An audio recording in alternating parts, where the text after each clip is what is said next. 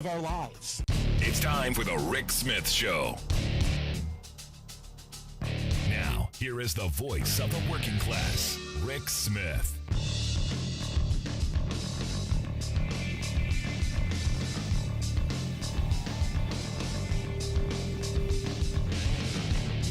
And welcome, brothers, sisters, working class heroes. This is the Rick Smith Show. Thanks so much for being here today on the big program. Lots to get to, lots to talk about, lots of Trump news, lots of trial news, lots of breaking news. For instance, the director of information technology at Mar-a-Lago evidently changed lawyers and then changed his tune. We find out today, and this is a huge story, because the bigger part of this is how many Trump lawyers does it take to get somebody to lie? How many Trump lawyers does it take to get you to make up and toe the company line? And then when you get another lawyer, they tell you to tell the truth. Going to be interesting to see how this plays out. Going to be interesting because here's the thing. This guy's saying, well, when I said that we didn't try and erase videos to cover up the classified stuff, well, that wasn't really true. Yeah. So lots of that, lots of fun, lots of entertainment, some good stuff on the children's debate that's going to happen on Wednesday. Which you got to go, why are you bothering? But here's the thing, and with all of the insanity, today was an interesting day for me in another way. And this is where I've been all day. I've been kind of down all day. Because today, the kid's first day back to school. My youngest, it's her first day of high school. My son, his last year. He's a senior already. I mean, just my little buddy is now growing up. And, we did like we do every year. We got up early, well, I should say my wife does, as she does every year. Got up early, took pictures, the ritual of the first day, going to get the good start, the breakfast, all that stuff, get back into the swing of things. And I was home, and it was one of these things where, first day of school, my son wants to ride his new motorcycle to school. So I'm following him as he's riding his new motorcycle, and my mind, I couldn't stop thinking about the gravity of the moment. That, this is the next step in him becoming an adult and, becoming a man and all that stuff that fathers go through. And I started thinking about my own life.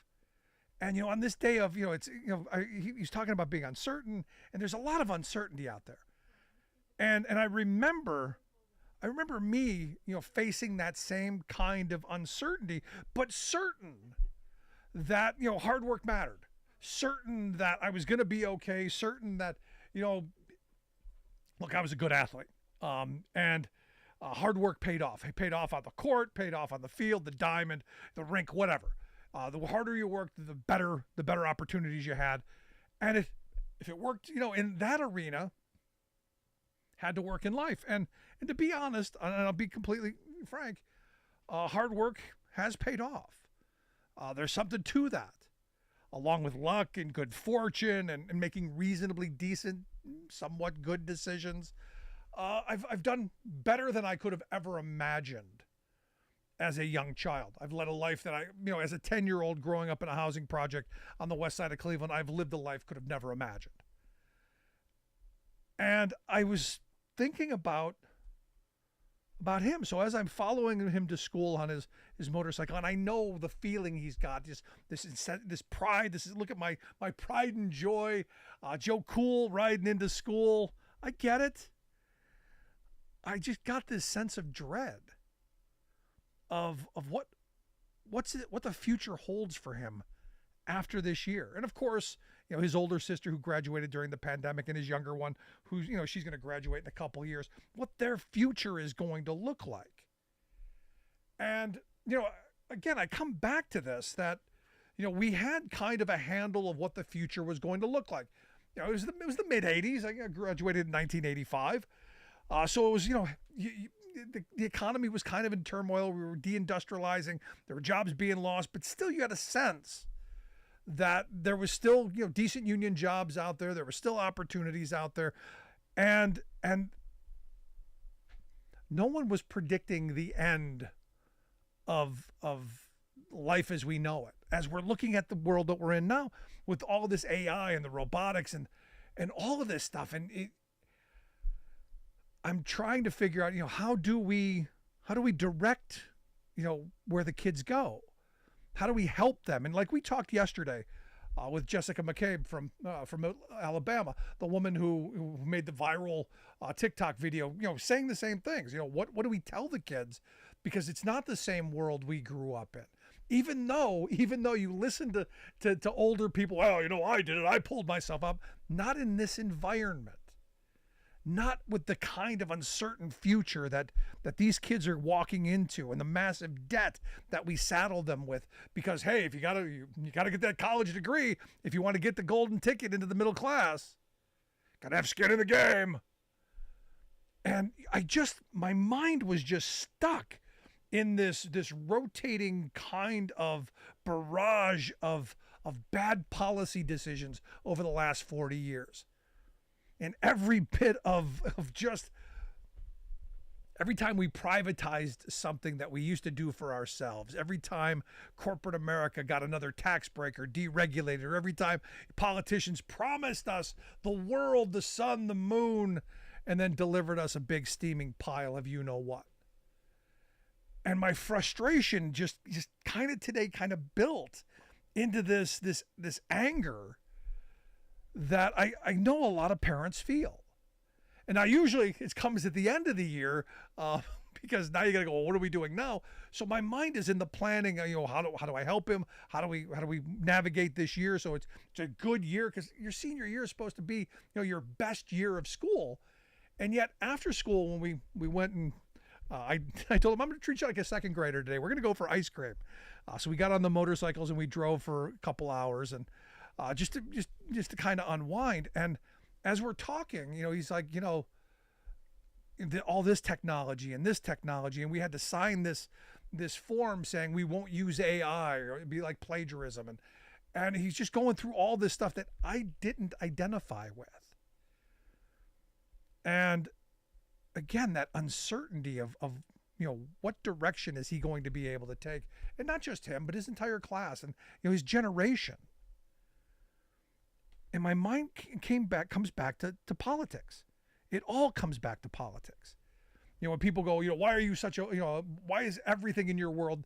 Because that's what it is. Government decides who gets what.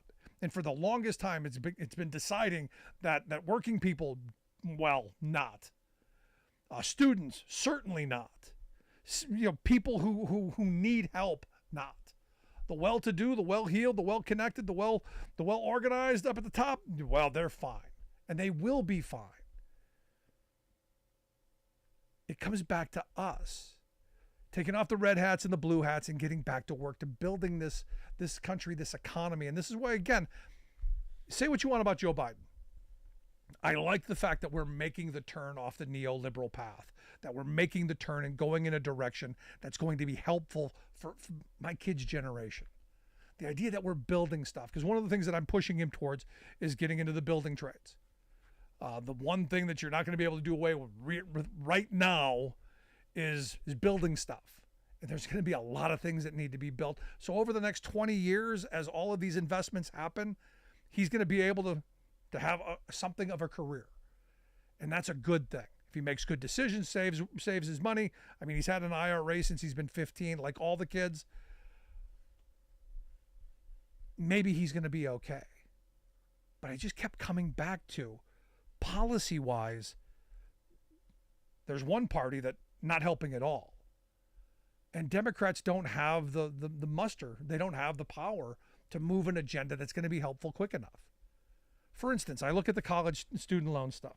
We've been talking about student loan reform, debt forgiveness, whatever you want to call it, for years now. This isn't just a Biden thing. This was going on during the Obama years as well. How do you unsaddle a generation with massive debt? Now, today, of course, the Biden administration launched a new initiative, an income-driven student loan program because very soon those loan payments have to begin.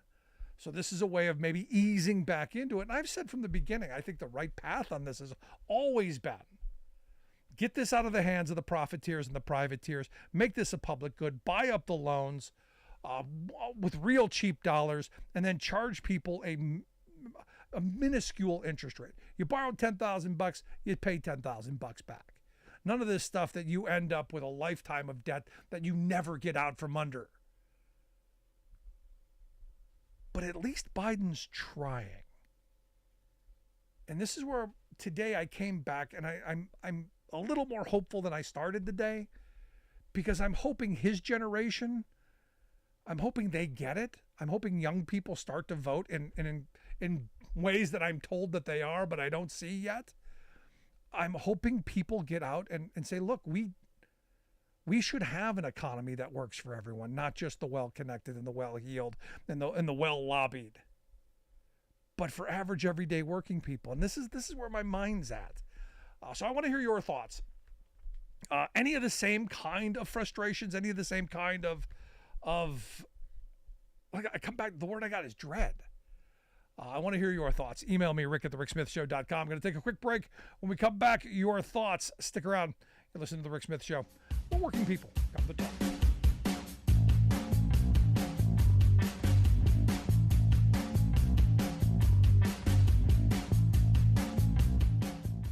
We are AFGE, the American Federation of Government Employees. We represent 700,000 federal and D.C. government workers who are the vital threads of the fabric of American life. We support our nation's military. We take care of our nation's veterans. We protect our nation's borders. We respond to our nation's crises and natural disasters. We provide services to our nation's seniors. The American Federation of Government Employees. We work for America. The phone lines are open. Give Rick a call at 1-866-416-RICK. That's 1-866-416-7425. Welcome back to The Rick Smith Show. Now, here is Rick Smith.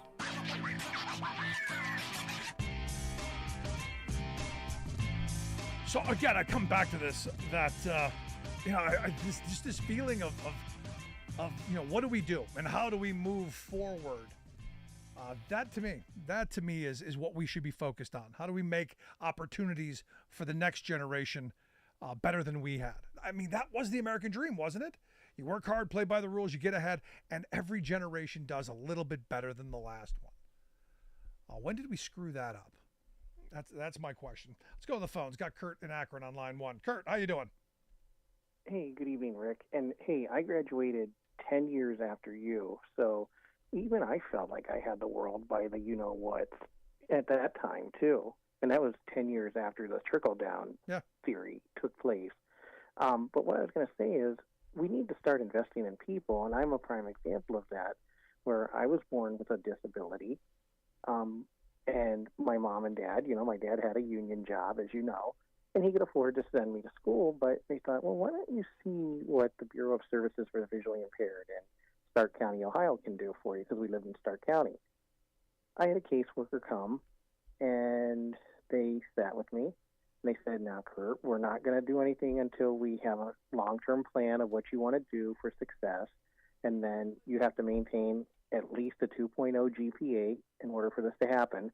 Got my schooling paid for because my community invested in me to go to Kent State University.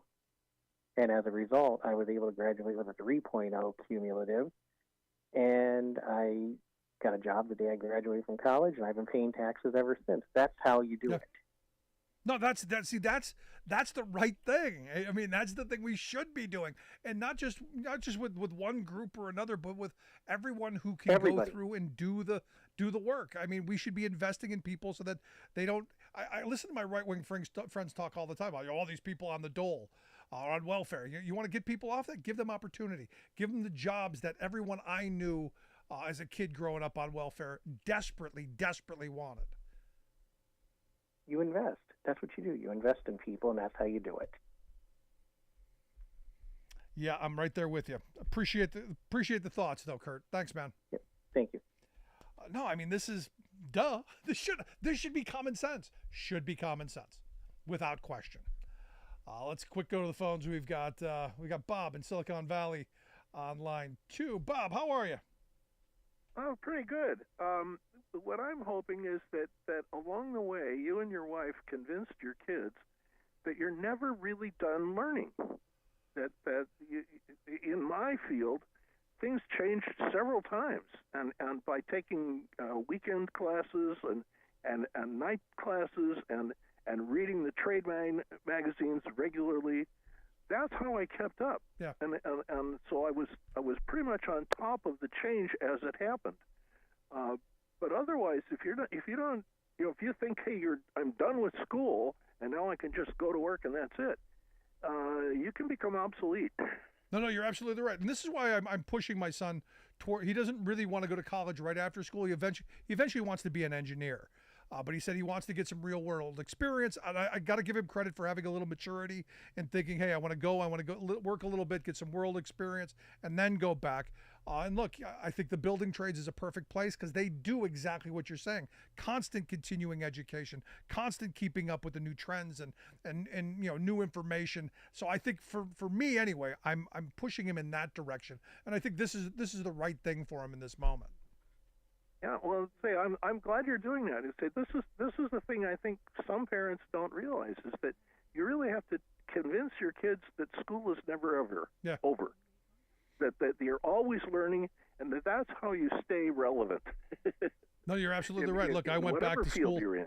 I went back to school in my 30s, and then got a master's degree and all that stuff. Didn't do me any good. But I still went back because it was one of those things I promised my mother, that I was going to be the first to graduate from college in our family, and I went and I kept that promise, even if it took me a lot of years. Well, I that's a reason to be proud, to say I made it. Yeah.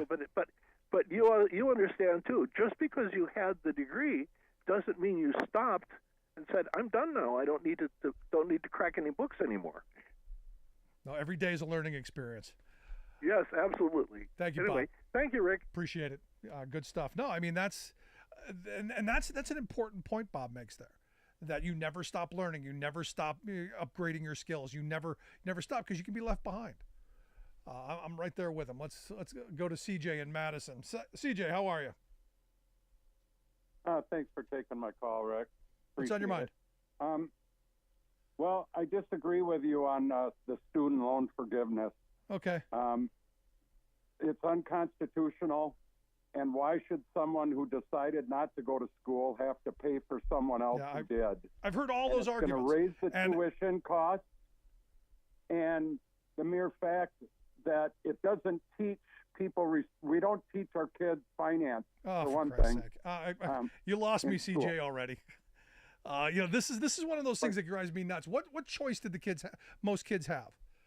I was sold. I don't know how old you are, but I was told coming out of high school in 1985 that the only chance that you've got to get into the middle class is to go to college. That's the only path. There's no more. We're deindustrializing. Those union jobs are gone. All those factory jobs are gone. Those opportunities gone. Your only chance, go to college, take on this debt. Fortunately, I didn't get saddled with a lifetime of debt. But I look at my wife's nieces and nephews and the kind of screw job that's happened to them because they were told, hey, this is your only path. The only way you're getting into the middle class is take on this debt and get this job because that's the only way this employer is going to hire you. So to hear you say, well, we're not teaching them things. It really ticks me off, CJ. I got to be honest. I worked in the trades for 30 plus years. So I'm doing exactly what you're encouraging your son to do. I made great money. I put in a lot of hours. I supported my family, but there is a difference between public and private. And the mere fact that the trades are a great place, yep. But the kids can't even read a tape measure today, Rick. Yeah, they're graduating without able to read a tape measure. So it's a sad fact. I agree with you. Read. Absolutely with you. They can't do math. Well, we're failing our kids in the public school system. So why not give parents a choice to take that money and send their kids where they 10 learn to read a tape measure. No, I believe- think we've moved I our believe in education both. system in a direction with different ideals, away from building and away from the things that we grew up with. But here's the thing. Let me ask you a simple question. Had you wanted to go to the Sure. University of Wisconsin at Madison 30-some years ago, if you had the grades to get in and the want to get in and all of that, what would it have cost you 30-some years ago? And then answer, probably- what would it cost today? Well, here's the thing. I was accepted into the University of Minnesota Okay. to be an architect. And I decided not to because I wanted to play basketball. It was the stupidest decision I ever made. But I There's made that. a great career. I supported my family, and it would have cost me about a third of what it costs today. And that's the But- problem. But Look at CJ, every man, woman, and child owes $95,000 right now, Rick. How much more are you going to saddle your grandkids with? $95,000 a baby born today owes the federal government. of which So most is held this by mere American fact, citizens. Santa so- Claus, that this student loan forgiveness is all about buying votes. That's what it is. Well, I and I that's see the it differently, but plan. I appreciate the call, CJ. Thanks so much. No, I mean, for me, it's not about buying votes. It's about unburdening a generation that we saddled with massive debt that we shouldn't have. Because of bad policy, we screwed them over. Got it. Let's go to Alice on line 3. Alice, how are you? Totally insane at this point. So, I am a college graduate, the very first one in my family. I graduated from I guess you would call it an elite religious college. It's a university now. I could have bought a brand new house with the amount of money that I took out, and which I finally just paid off 10 years ago. Yes, we need student loan forgiveness because I would prefer to spend my money on having an educated populace instead of donating the money to billionaires. And as for not being able to read a ruler, honey, I've got 12 years of high school graduate, 5 years of college, and when it comes to reading a roll, I go things like it's 2.5 inches and 2 hoochies past the 3/4 mark. So saying that, because apparently I missed it all in school every freaking year, so you can't go on that either. And I'm tired of the right wing and their stupidity. But what are you gonna do when you listen to Fox News and read all the right-wing nonsense on Facebook? I guess you're just stupid. But have a good evening, Rick. Thanks, Alice. Appreciate it. No, for me, it's simple. I don't think we do debt forgiveness, and I've said this before. My position has always been very clear. If you took out $10,000, you got to pay $10,000 back. That's always been my position. I don't think the administration is going to take me up on this, but the fact that we're saddling a generation with the kind of debt that we are, and the interest rates, like I said, my wife's nieces and nephews have massive debt in the private sector, paying 9-11% interest on just the opportunity to get into the middle class. We should be doing better than that because we did better for past generations. So it's interesting that past generations look say it now and go, well, no, not for you. It's okay for me, not for you. Want to hear your thoughts? Email me, rick@thericksmithshow.com. I'm Rick Smith, and this is Labor History in 2.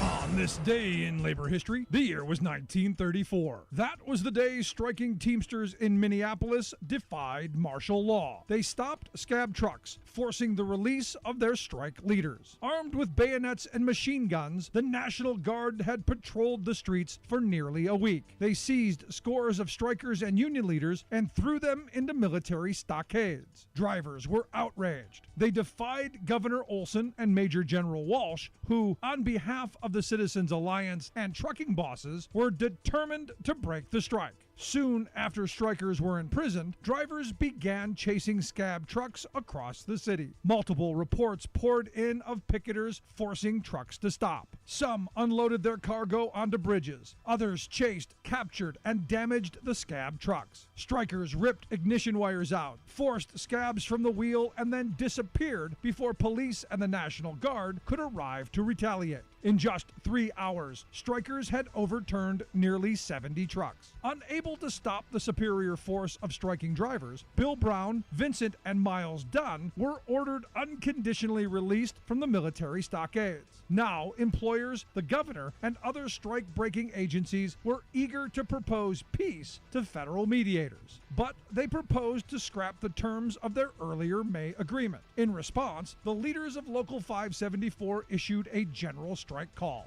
In it, they asked, quote, "Is there one man so blind as not to see that if 574 is allowed to go down to defeat under the brutal hammering of military despotism, the whole labor movement of the city will have been dealt a mortal blow? Union men, brothers, sisters, fellow workers, what are you going to do about it? We appeal to you for solidarity." Labor History in 2 brought to you by the Illinois Labor History Society and The Rick Smith Show.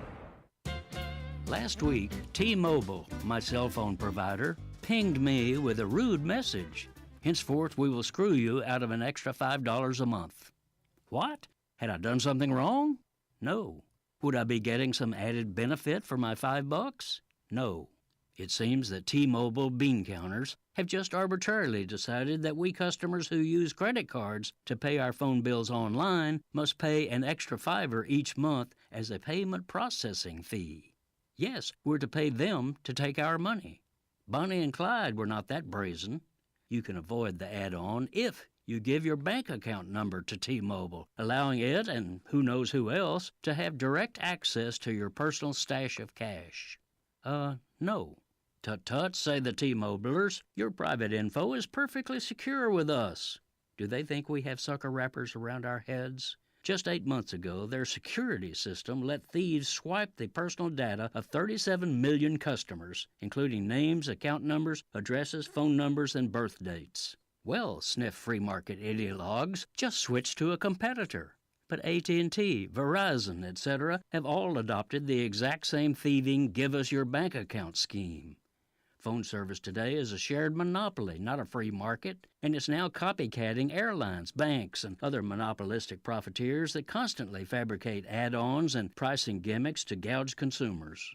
This is Jim Hightower saying, T-Mobile rose to telecom prominence a decade ago by attacking its rivals for overcharging and abusing consumers. It ran ads publicly demanding that AT&T and others stop their greedy practices, quote, because it's the right thing to do.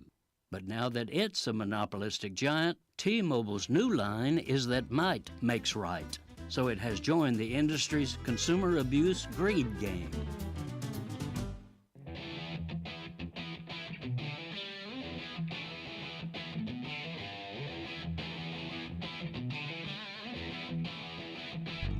Welcome back to the Rick Smith Show. Now, here is Rick Smith. So, some good news I came across today, and I'm hoping this is right. I'm hoping we're finally going to start cracking down on the Chinese dumping solar panels here into the U.S. and maybe build our own solar panels. So, like I've been saying for years, domestic production for domestic consumption. We build it here, we use it here, we buy it here, we create the jobs here. It sounds like a great idea to me. So when I saw Sherrod Brown say it's official, Chinese-made solar panels have been cheating American trade laws for almost a decade, Ohio solar manufacturers and workers are poised to lead this industry. He says, I'll never stop fighting for a level playing field so they can compete.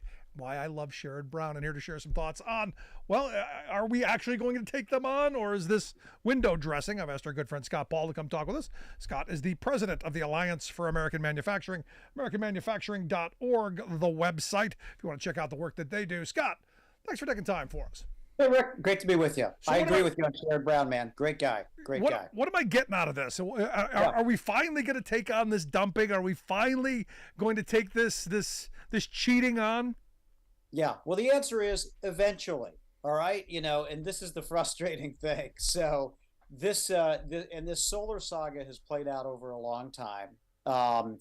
There were some tariffs that were put into place back in the Obama administration directly on China, and then the Trump administration as well.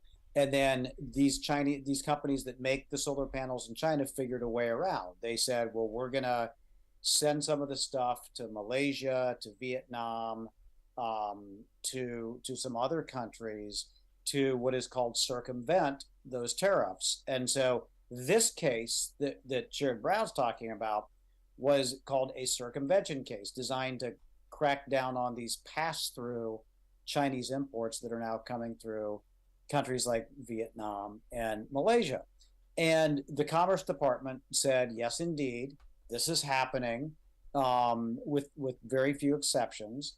And there will be tariffs, in some case, big tariffs, put into place. The hitch is this, that the Biden administration announced last year a moratorium on new tariffs on solar until basically the middle of next year, because all the solar developers were saying there's not enough production in the United States of America and the market will dry up. So please let us have this last fix of imports.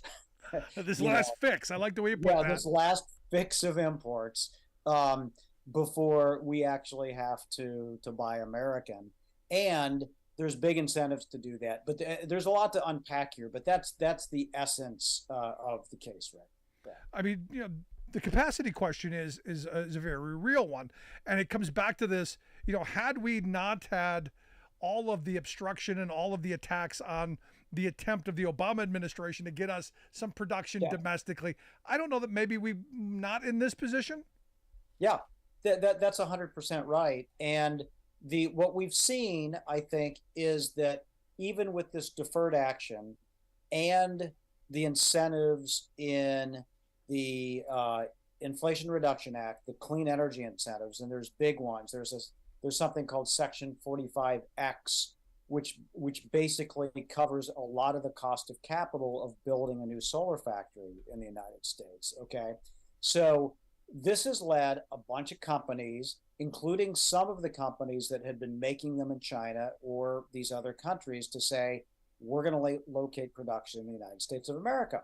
And we've seen announcements in Ohio, and we've seen them in Texas, and we've seen them in Georgia, and we've seen them on the West Coast, and we've seen them, I think, even in New York. But there's been a lot of solar plant announcements that have come about. And so these factories are trying to scale up. And I will say many of them are trying to do it the right way by having an ethical domestic supply chain from start to finish, because there's still a lot of unanswered questions, because polysilicon, one of the major ingredients basically that goes into solar manufacturing, by and large comes from Xinjiang or China. Wafers, which are part of the solar manufacturing process that can be turned into solar modules, they slip through this trade enforcement thing, and so we still might have an issue with them. And so this hasn't solved the problem, but at least we're stepping in the right direction, and we are building that capacity in the United States. Right. I personally think the Biden administration should speed up the end of that moratorium. I mean, I suppose I have mixed feelings about the logic of all of this, but I do think that the capacity in the United States is scaling up dramatically, and we can start turning up the volume on those tariffs in a way before the middle of next year, and I think that will help to boost solar manufacturing in the United States even further than it is right now. What do you say to the person, because I know this is one of the industry talking points, well, we're just not scaling up fast enough because we don't have the workers to build the new facilities. We would love to do all those wonderful things that you're talking about, Mr. Paul, but we just don't have the ability, because all of the other building is happening. Because I don't know if you've noticed, we're in the middle of a manufacturing boom. Lots of jobs being created, lots of facilities being built, lots of people working, doing that kind of stuff. Yeah. You're right. There is a lot of this, and there is a help wanted sign out every construction site, every manufacturing facility.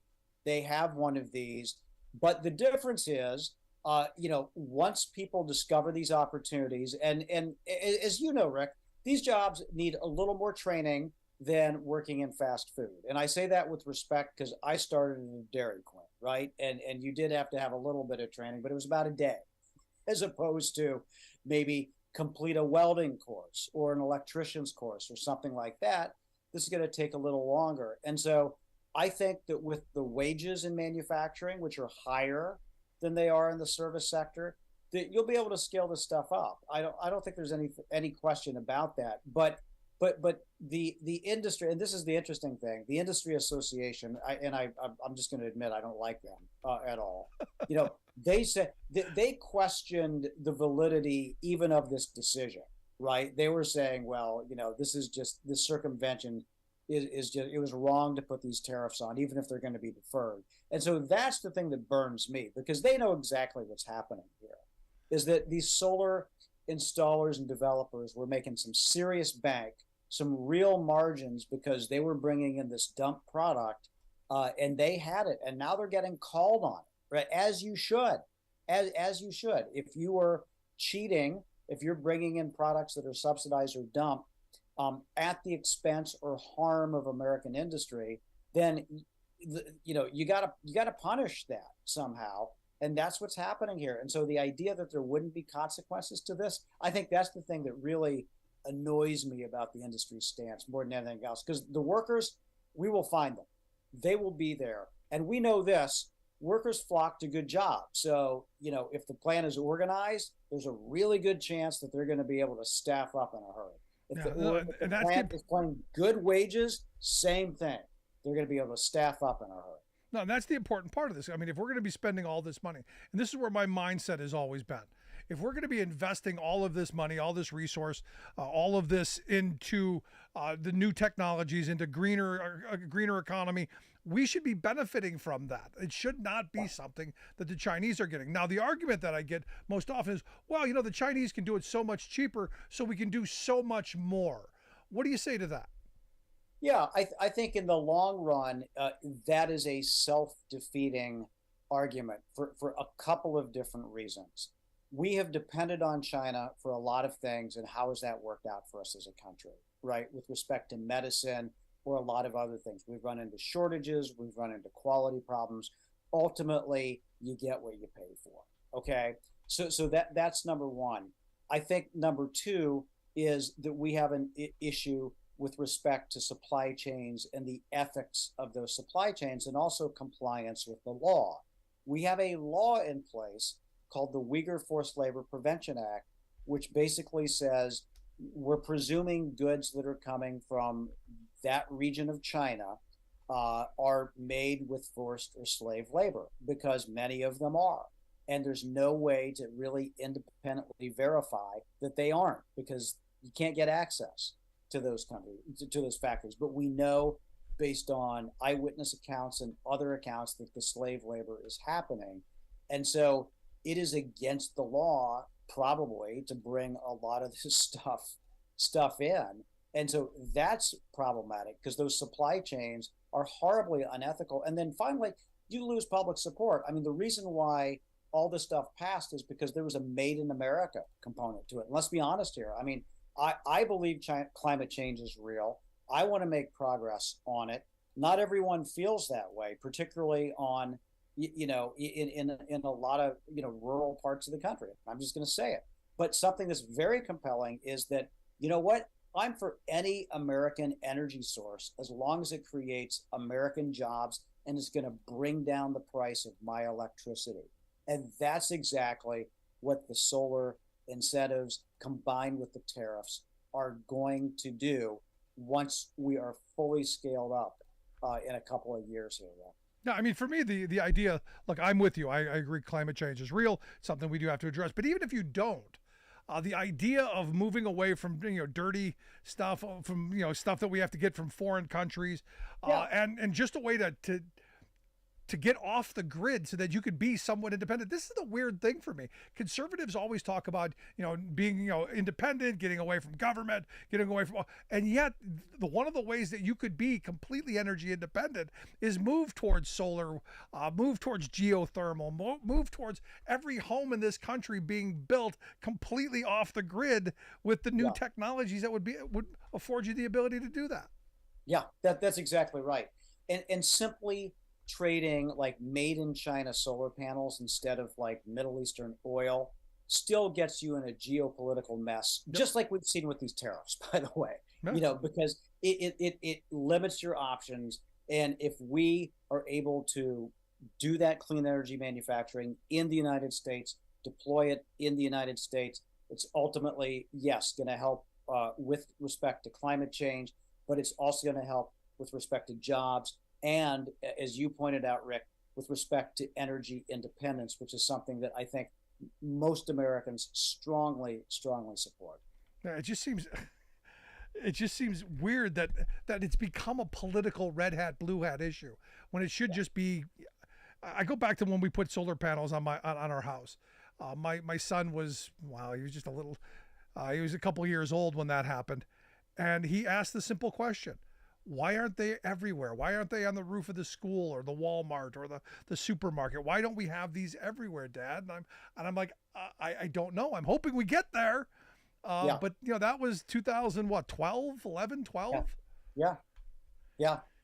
It's well, look, we're getting there. And I think that again, the combination of these tariffs and the investments and the made in America aspects of this, by every analysis, they have really pushed forward the implementation of renewable energy like solar panels and wind turbines, and they're increasing exponentially. I mean, if you look at any of the charts, and I'm sure you have, of this stuff, I mean, it's just like a slope that goes straight up, since the Inflation Reduction Act. It's remarkable. And so we will, you may not see a lot of them in the neighborhood necessarily, but you can bank on the fact that utilities are installing these. And yeah, there are big incentives for companies to install these in large spaces too.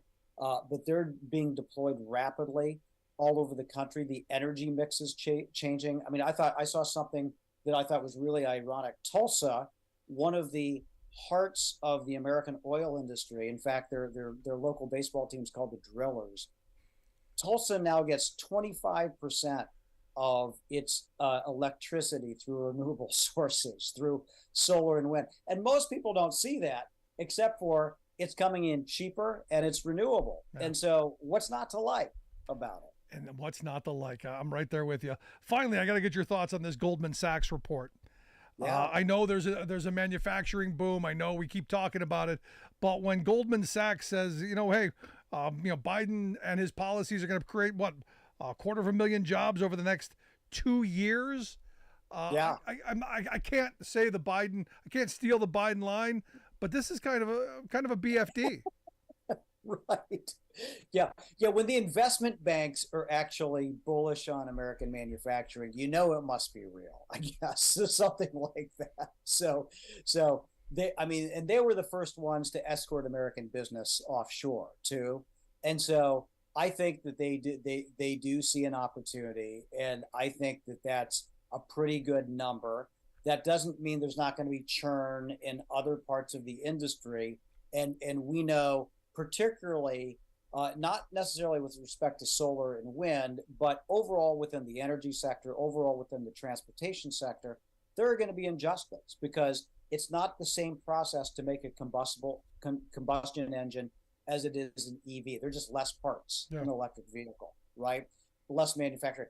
Same thing with respect to, offshore drilling or wind turbines. It's just that the offshore drilling jobs right now pay very well. Some of them are unionized. There's a big union footprint in all of that. And so we need the same thing in renewables to make sure that there is that just transition. These are important issues we have to deal with, but I am bullish on the possibilities for American manufacturing, just like Goldman Sachs. And I don't say that very often. Yeah, that's a sentence it doesn't come off your lips very easy. That's kind of hard to get out, isn't it? It's like when the Chamber of Commerce does something I agree with. It's really hard to let that out. Yeah, but it is the objective truth, which is awesome. And so no matter what, some of the Fox News or the Republicans or what, I mean, it's happening. And if you look around, you can see it happening if you go to any part of the country right now. So it is real. It's happening. It is there. Yeah. And, and even the investment bankers see it. Look, I saw Biden's infrastructure bill. I saw firsthand a lot of his projects working as I was driving home from Connecticut over the weekend. A lot of construction on the way home from Bridgeport to central Pennsylvania. But hey, long term, going to be good stuff. But Scott, amen. As always, I appreciate the time, the good news, and I'm glad it's good news. But I appreciate the time. Thanks so much. Of course, Rick. Great to be with you tonight. Our good friend Scott Paul. Make sure you check out their website, AmericanManufacturing.org. We'll get links out on social media how you can do that. Quick break, right back. Stick around. You're listening to The Rick Smith Show.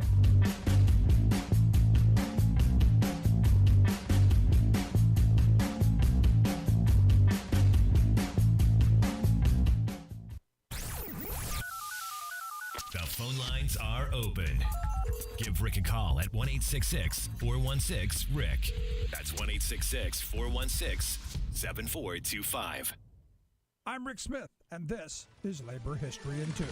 On this day in labor history, the year was 1980. That was the day that Joyce Miller became the first woman ever elected to the executive board of the AFL-CIO. In her 2012 obituary, the New York Times described Joyce's commitment to women's rights in the labor movement, writing, "Miss Miller saw union membership, collective bargaining, and labor contracts as the road to equality for working women, and she believed that women should be a part of union management to make sure that attention was paid to issues like equal opportunity, equal pay, parental leave, child care, health insurance, and discrimination in the workplace." Joyce grew up in Chicago, where she earned her master's degree in education from the University of Chicago. She first entered the labor movement as a worker at a gumball factory while attending college. After graduation, she became the education director for the Amalgamated Clothing Workers Union in Pittsburgh. She remained dedicated to union education for rank and file members. Joyce was a founding member of the Coalition of Labor Union Women, or CLU. She served as CLU's East Coast vice president, eventually being elected CLU's president in 1977,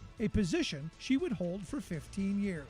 Under her leadership, CLU worked as a powerful voice for women's reproductive rights, improving child care, and increasing the number of women in union leadership positions. In 1993, President Bill Clinton named Joyce Miller the executive director of the Glass Ceiling Commission. The purpose of the commission was to gather testimony about women's experience in the workplace and to draft a report of their findings. Of her career, Joyce said, "I came to the labor movement with stars in my eyes. I saw it as a vehicle for social change, and I never changed my mind." Like what you hear? Check out more at laborhistoryin2.com. You're listening to The Rick Smith Show, where working people come to talk.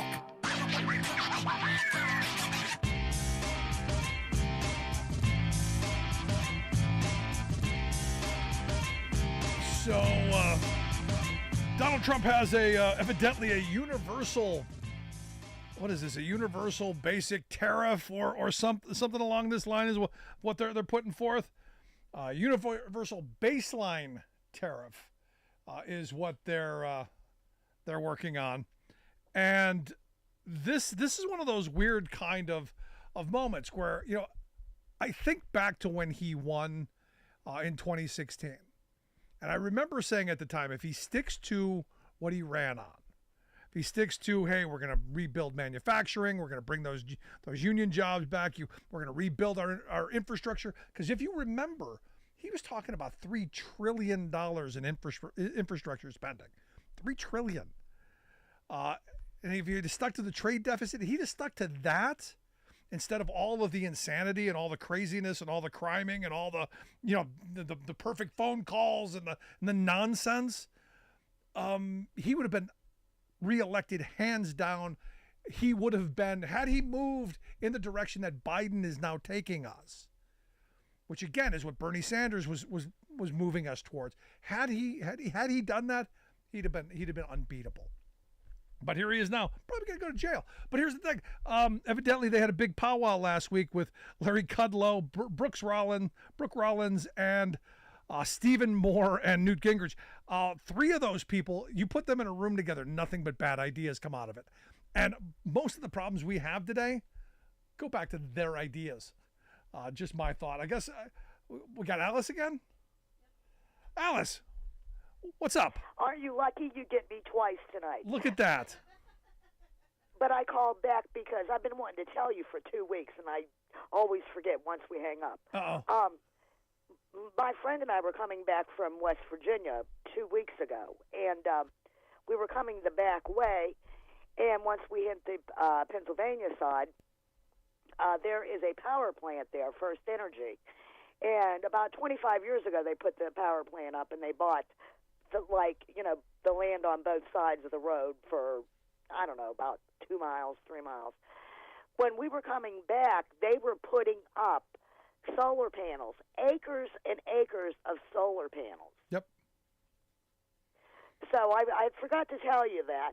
So I'm going to assume that they were getting some sort of government, funding to do that. So that's what I wanted to tell you. No, appreciate it, Alex. No, that's good stuff. No, I mean, the reality is that this is what happens when you have a smart policy. When you say we're going to, as a matter of the country, this is where we're going to go, and we're going to incentivize it, which is why I'm not opposed to the idea of incentives. I've said for years, I want to have a really high tax rate, especially on rich people and on corporate America, and then we incentivize behavior that we want and need, as we've done in the past. And, successfully in some cases, Reagan forward, not so much.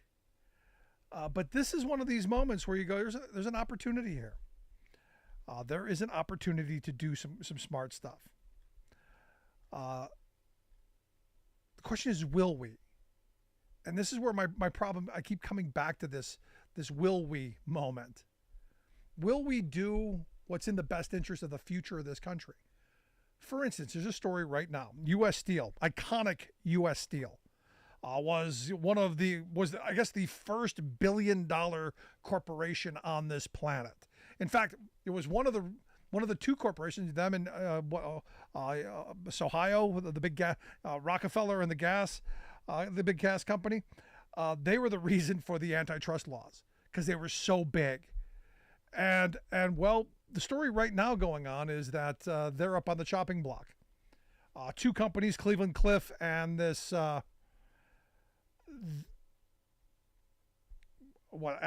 Eske or whatever I think it is. I'm not even sure how you say that. But you've got these 2 companies that are now going to be bidding for it. One owned by basically a hedge fund. The other one, as I understand, a good union company that wants to run it in a way that's going to, to keep jobs and do all of the things that we want to do. And it got me to thinking about, where we are in this moment, where for the last 40 years, what's happened is you see these iconic companies, who are still profitable, and they are being, bought up, chopped up, sold off for short-term profit. And the workers are the ones who end up getting screwed. Do you really think that the workers at U.S. Steel, if they had control of the board, even not the company, but they were on the board, do you think they'd be okay with selling off to a company that was just going to chop them up for pieces? No, of course not. Do you think they'd be okay with a lot of the decisions that have been made over the last 100 years? No, not so much. And this is where, I keep coming back to workers need to have a voice in the workplace. And the steel workers are weighing in heavily on this, saying, look, you sell off to Cleveland Cliffs, we're good with this. But the other direction, it's bad for everybody. We don't have a top 10 steel maker in this country. Not one. Do you think that's a problem? Because I do. I want to hear your thoughts. Email me, rick@thericksmithshow.com. Back after this.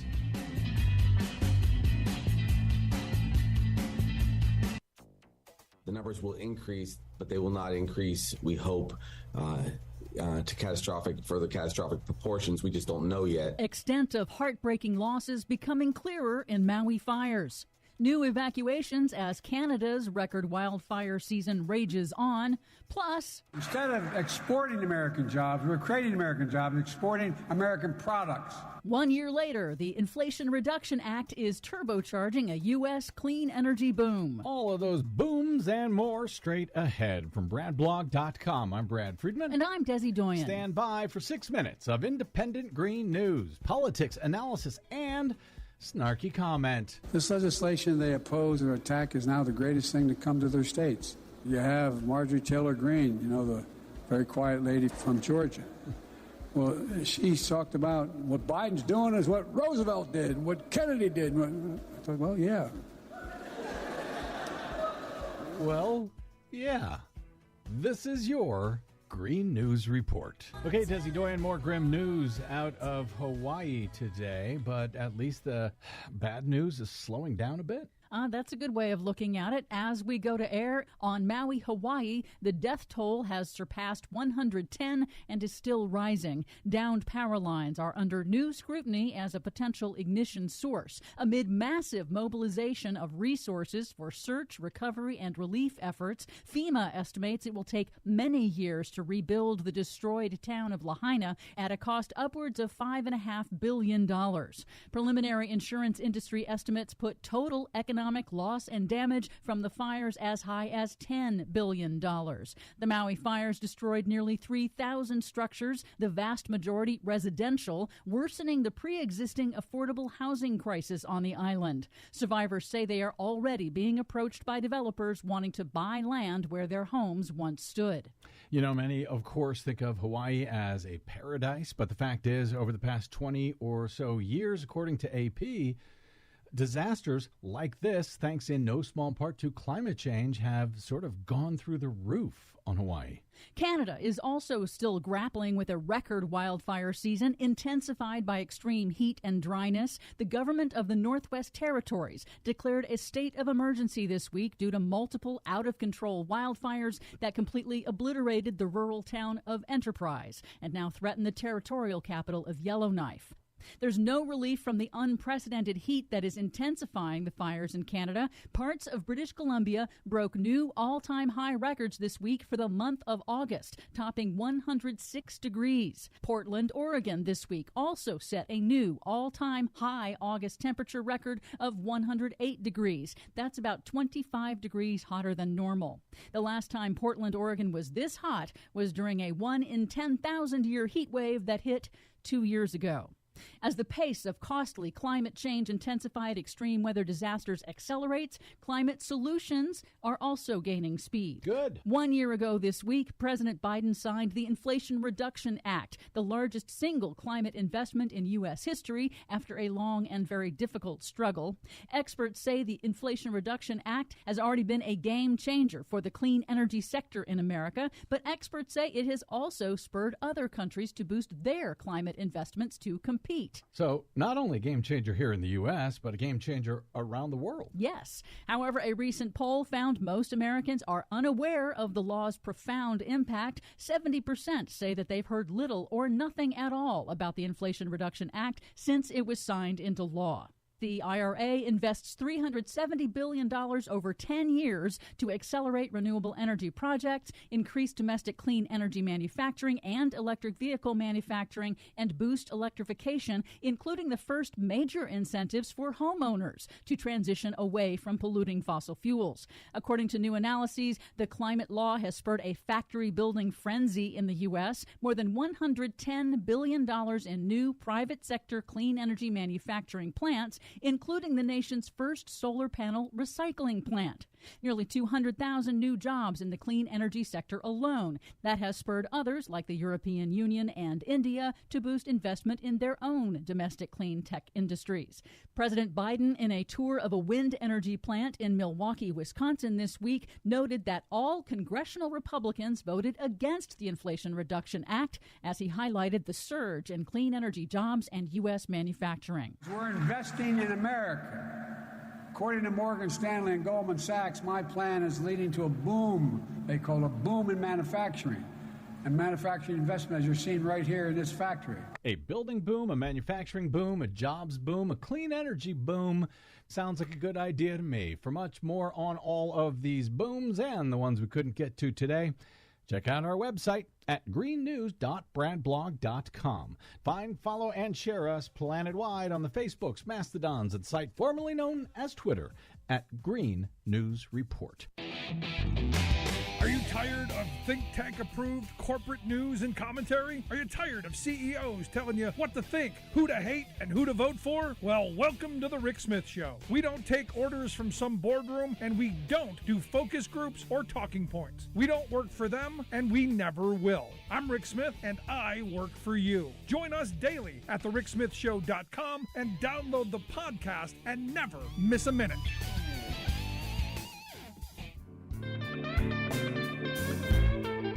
Welcome back to the Rick Smith Show. Now, here is Rick Smith. So since all of the disaster that's going on in Hawaii, the email box has been full of conspiracy theories. Again, we're back to raking grass. I mean, this is the part that blew my mind. I literally had someone say, well, the whole reason that the fire happened, Rick, is because there was all this dry grass laying around that nobody cut and raked up and put away. And I'm going, really? And I go, I've never been there, so I don't have the firsthand knowledge to go, no, that's stupid. So I decided I should probably find someone who does. So that's why we've asked Angelo Villagomez to come talk with us. Angelo is the Senior Fellow for Conservation Policy at the Center for American Progress, AmericanProgress.org, the website. Angelo, thanks for taking time for us. Hey, Rick, thanks for having me on the show. So I got to start with the most obvious, ridiculous of it. Was it the grass? Did you not cut the grass? Is that what this is all about? Yeah, so ironically, the grass was a big part of it. And, I look at this and I look at the science, and it was sort of maybe three conditions that led to this disaster. And one of them was the grass, but it's not the raking of the grass. It was these invasive grasses. And the landscape of Hawaii has changed over the last 100, 200 years since they became, a state. And they changed the hydrology, and water is being taken out of streams and rivers, and it's being sent to agriculture. So there was, all this invasive grass. This time of year is also, it just happens to be the driest part of the year in this part of the island. And they typically only get like an inch or two of rain in a month. But due to climate change, we have a warmer atmosphere, we have warmer waters. It was actually drier than normal. So it was like already the driest part of the year, and they were experiencing drought. And then the thing that really set it off was this typhoon that went south of the island. And I've, following friends on Facebook, they're posting videos of these 80-mile-per-hour winds just whipping across these islands, up the hills, down the hills. And one of my friends told me that, like, when they were outside, it was so windy that they could hardly stand up. And then, a fire was lit like that. You have 80-mile-per-hour winds, you have dry grasses, you have high temperatures and a drought. And, we ended up with the horrible situation that is Hawaii. And, even just to think about the loss that has taken place there, I think over 100 people have died in Lahaina, and those are just the people that they know about. There's still, last number I heard was there's about 850 people who are missing, and in all likelihood they perished in the fires. And if you see video of what happened there, everything's gone. Houses burnt to the ground. The only thing left there is twisted metal. People lost generations worth of memories and belongings, and just a horrible situation. So no, I mean, a whole community. It wasn't the raking of the grass. It was probably more the invasive grasses and climate change that is the real culprit here. So the question is because the sad reality is we keep seeing these horrible weather events, call it whatever you want, these disasters. And me, looking at the reality that disaster capitalism is here to stay, that every time there's one of these things that happen, someone's going to get rich off of it while everyone else gets a lot poorer. How do we then make sure that this doesn't happen again? How do we respond differently? Policy wise, is there anything we can do, or are we just screwed? Yeah. I mean, because there's part of me that goes, I don't know how you stop a giant fire like that. When someone told me the winds were, what did you say, 80 miles an hour? 80 miles an hour, yeah. The fire was moving a mile a minute. Yeah. I'm going, how do you run from that? Yeah, you can't. The sad thing is that right now, like, this is going to happen again. And if you watch the weather reports, there's a hurricane forming in the Gulf of Mexico right now. Just earlier this week, we had the first hurricane to hit Southern California in a century. And, I'm a big baseball fan, and there was this picture of Dodger Stadium that was circulating on Twitter where it showed Dodger Stadium completely, the parking lot was completely flooded. I'm here in Washington, D.C., and, our skies are hazy, and we're getting ozone alerts because of the fires that are burning in California. I'm a little bit younger than you. We were talking about high school earlier. I graduated in 96. But this is the stuff that scientists have been predicting for like 30 or 40 years, these extreme weather events. And, when it comes to climate change, it's kind of funny, conservatives, whenever it snows, they'll say, hey, look, it's cold. Climate change isn't real. And then sometimes, the liberals do the opposite. They'll say, hey, it's hot outside. That proves that climate change is true. But, the reality is that you got to look at the data. And when you look at the data, it's just crystal clear. There are flashing red lights that this extreme weather is coming from the greenhouse gases that are fueling the warming of our atmosphere and our oceans. No, and bad things are happening. I mean, I saw a report from Florida, water 100 degrees, and then you're surprised when there's flesh-eating bacteria, attacking swimmers. I mean, we're going to have to figure out how to deal with this stuff, because clearly I don't think we're moving fast enough to do anything to change with the direction we're going. And, I think of Rex Tillerson, who, when he was the head of ExxonMobil, said, well, we'll adapt. Technology, we'll figure out how to use technology and we'll adapt. It's what we always do. And I'm going, yeah, if you're going to be buying water and buying air and all of this and living in a bubble, maybe that's how we'll adapt after we've scorched the earth to nothing. But do you think let's start there. Do you think we're doing enough? Do you think we're moving in the right direction? Do you think the administration's at least got us going in the right direction? This is a long journey, man. I think there is a long way to go. We've had some great legislation in the last couple of years with the bipartisan infrastructure law, and then the IRA, the Inflation Reduction Act, and that needs to be implemented. And we're calling this hard hat conservation, right? We need to build the stuff that is going to get us off of our addiction to fossil fuels. And so, this is going to be offshore wind. It's going to be onshore wind. We're going to need those critical minerals to make the batteries so that we can get off fossil fuels. And this isn't going to happen overnight. I heard you talking earlier, like we don't have the workers. And so we're going to have to figure out how do we get the workers. And we're going to have to figure out where are we going to source these minerals from, the minerals that are going to go into the batteries. And a lot of these minerals are coming from other countries, and that's also going to be an issue that we're going to have to deal with. Yeah, we've got a lot of problems, but here's where my true north is, because you're the smart guy on climate. You're the guy on this conservation stuff. I'm just a truck driver. Yeah. What I want to make sure is that I leave a place for my children worth inheriting. I don't want them to have to be saddled with all of the sins of the past and suffer the consequences of what we're doing right now. So the hope is that smart people like you will help us, usher us in a direction. What would you want to help move us in a direction toward? Yeah, so I mean, we can walk and chew gum at the same time. I actually think there's kind of two crises that we're facing right now. One is it's the climate crisis, and that's being driven by fossil fuels. And so we need to implement Biden's clean energy programs, and we need to use fewer fossil fuels and find other ways to power our cars, power our homes, power our businesses and our industries. The other side of that is sort of just like old school conservation, man. Like people love our national parks, and we can't forget about the need to protect habitats, with our national parks and our national wildlife refuges.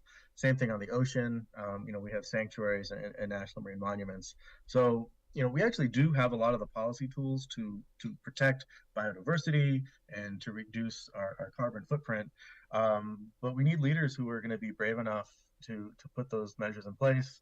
And then not just to pass legislation, but then to ensure that they actually get funded, so that our national parks have rangers, so that, they have the infrastructure, that the Jeeps and the boats have diesel, so that they can actually go out there and enforce these sorts of things.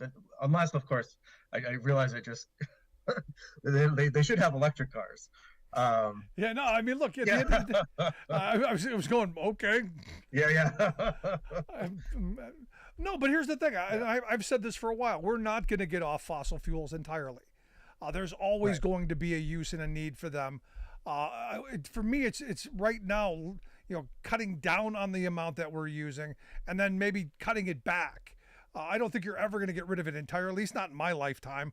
But at least start moving in a direction that gets us to where we're not using more of it and making things worse. I mean, we've done a pretty bad job already, I think. I have a friend who all he keeps saying is, we just need to plant more trees. We can consume as much fossil fuels as we want. We just need to plant more trees. Angelo, what do you make of that argument? We could burn all the fossil fuels we want. We just need to plant trees, offsets. We can. There's also there are plans out there to remove carbon dioxide from the air.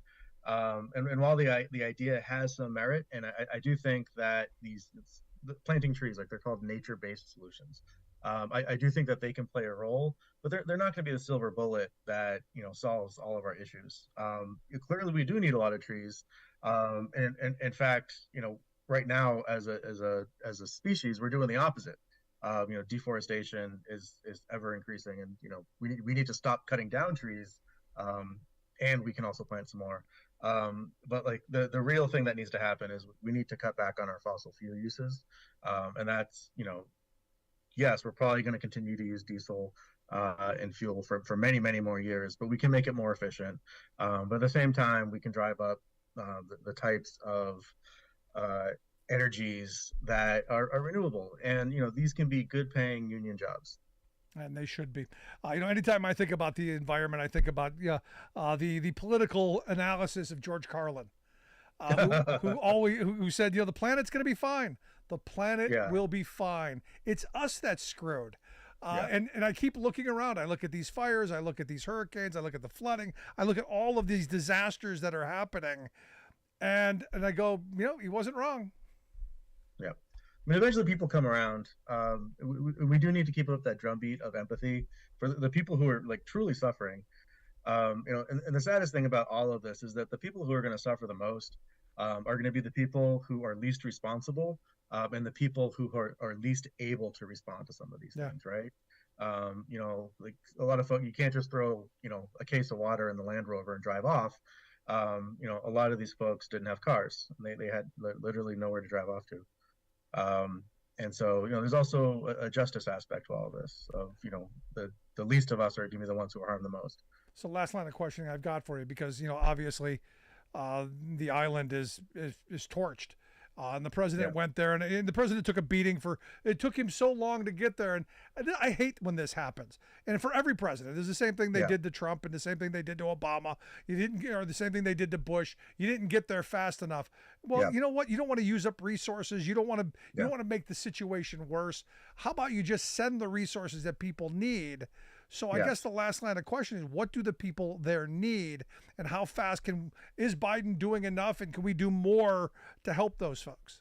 Yeah, I mean, Biden's doing a lot, and I agree with you that actually the last thing you want is a president to fly off to a disaster zone in the first week, because that's just going to cause chaos, and it's actually not going to have help any of the people. At this time, they're still doing recovery. They're still searching the ruins and looking for bodies. So people are dealing with trauma, and they're dealing with shock. People they're going to have mental health issues from this trauma that they're dealing with. But people need hot meals, they need diapers, they need blankets, they need a roof over their head.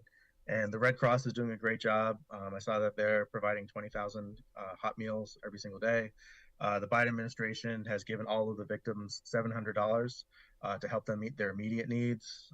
My understanding is that they're providing assistance to get people into hotels, get people to Airbnbs, get a roof over their head so that they're safe. And there's also business assistance that is on the way. So a lot is being done, and it's probably a little too soon for us to determine whether it's enough. But for people, I have a friend, Saul, and he lost his house, and he lost all of the belongings in there, and you just imagine what it would be like to lose literally everything overnight. And so this is going to be a very long-term process of recovery. Right now it's save lives, help people who are suffering get a roof over their head. In a couple of weeks, the rebuilding is going to begin, and so they're going to need plywood, they're going to need nails and hammers. But hopefully, as time goes on, they can also find some joy and start to rebuild some of the memories of the beautiful island town. And that may be years off. And so it'll be incumbent upon everybody to keep that drumbeat of empathy going. Not just for the people in Hawaii, but for the people who are suffering all these extreme weather events all across the country. No, sadly, there's so many of them that it's hard to keep track. Yeah. The floods in Vermont were devastating. We've moved on to the next thing, and so I really feel for people. It's a difficult time. But Angelo, I appreciate the thoughts. I appreciate you giving us the real deal, and I hope you'll come back and talk to us again down the road, maybe on better circumstances. Yeah, thanks, man. Maybe you can tell. I love talking about fish. Is there you ever talk about fish? No, when I scuba dive, yeah, but scuba dive. Oh, I can talk to you about scuba diving. Hawaii is one of the places I've always wanted to go. Awesome. Maybe we'll do that. Great, man. Thanks so much. I appreciate the time. Angelo Villagomez, Senior Fellow for Conservation Policy at the Center for American Progress. AmericanProgress.org, the website, if you want to check out the work that they do. Right back after this. Stick around.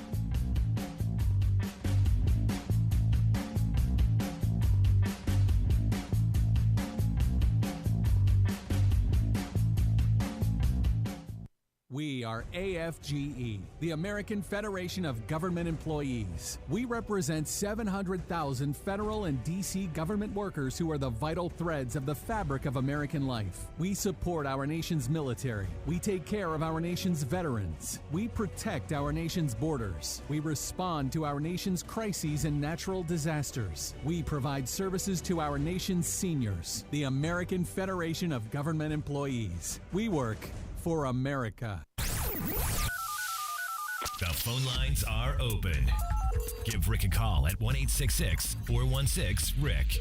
That's 1-866-416-7425. Welcome back to the Rick Smith Show. Now, here is Rick Smith. So on Wednesday in Milwaukee, the big child's debate's going to happen. I'm vacillating between do I bother talking about it, because it is kind of there's a major political party in the U.S. and they're trying to find their candidate, and then there's just nobody on the stage. I mean, it's weird to me, and it's one of these things where if you didn't make the cut, which was very low, very simple to get. If you didn't do that, you should probably give it up, because you're not getting any attention. Because the threshold was you had to get 40,000 individual donors. 40,000 people had to give you at least $1. You had to get at least 200 from each of 20 states. Put these into place so you don't have a bunch of crackpots just showing up going, hey, I can self-fund myself. And you had to have at least 1%, 1% in 3 national polls. Or 2 national polls and a state poll. So it seemed, and of course you had to pledge support to allegiance to the party. There is that. And you only got 8 people who were able to do that. Very limited thing. But what I find interesting, and we've talked about this before, you had the governor of North Dakota, this Burgum guy, who was giving out, what was it, $20 gift cards to everybody who sent him $1. And I remember saying, this seems kind of like bribery. And then we find out now that Asa Hutchinson, he was paying college students $20 for every family member, friend, acquaintance, anybody who would give $1. And I started thinking about, why didn't I think of this sooner? I could have organized a bunch of people to give these idiots $1 and collected $20. I could have made a fortune. I could have asked every person in the audience to go and, hey, donate $1 to these idiots, get them on the child stage so they can yell at each other, and then send me $20. What was I thinking? There was a missed out there. There could have been my million, man. And what's interesting is, while some of them did do the paying, this Francis Suarez, the mayor of Miami, evidently didn't. This is what I understand. He supposedly he made the same offer. You give me $1, we'll give you 20. This gift card exchange, but evidently it's not happened. So now he's under investigation by the FBI for bribery. There's something going on there. But this is also the guy who said if you don't make the minimum number of stuff, you should drop out. Well, he didn't make it. So maybe he should drop out.